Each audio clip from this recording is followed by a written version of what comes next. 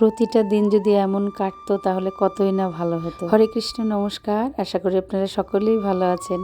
কেমন আছেন? ঠান্ডা যা পড়েছে, খুব ঠান্ডা। বাবারে বাবা, মনে হয় যেন এখানেই বরফ পড়বে। আর সকাল থেকেই আমার ভিডিওটা শুরু করছি।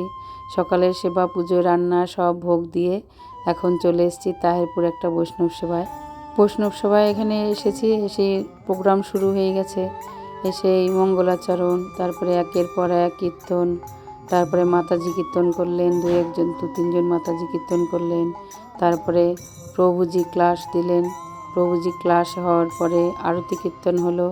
আরতি কীর্তন হওয়ার পরে আরতি হলো। আর মাতাজিরা কী নৃত্য করলো কিন্তু জায়গাটা খুব ছোট ছিল।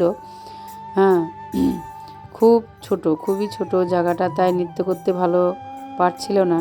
তাও যেটুকুনি পেরেছে সেটুকুনি নৃত্য করেছে। আপনাদের পুরো প্রোগ্রামটা দেখাবো, আপনারাও দর্শন করুন এবং শ্রবণ করুন। যখন ভক্ত সঙ্গে কীর্তন করি তখন মনে হয় যেন একদম হারিয়ে যাই, কোথায় চলে যায় নিজেই জানি না। আপনারাও পুরো প্রোগ্রামটা দর্শন করুন এবং শ্রবণ করুন। আপনাদেরও ভালো লাগবে। যে যেখান থেকে আপনারা আমার এই ভিডিওটা দেখছেন, আপনারাও মনে করবেন যেন সেই প্রোগ্রামেই আছেন।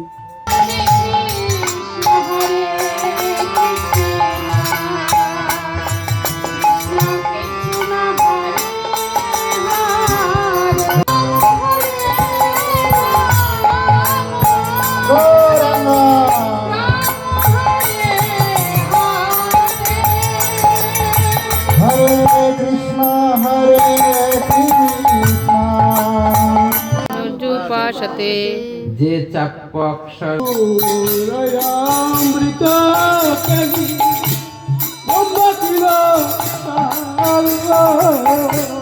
কঠোর অমৃত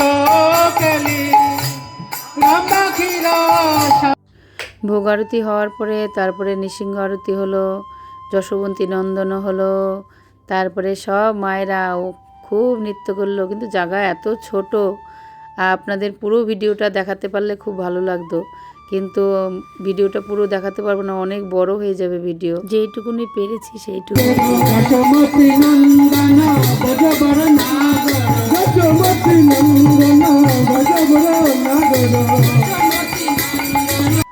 তারপরে এখানে আরতি কীর্তন হওয়ার পরে তারপরে আরও 2-3 জন মাতাজি কীর্তন করলেন। কীর্তন করার পরে এদিকে প্রসাদে বসিয়ে দিয়েছে। আমাদের দিকে কীর্তন চালু ছিল, সবাই কীর্তন করছিলাম।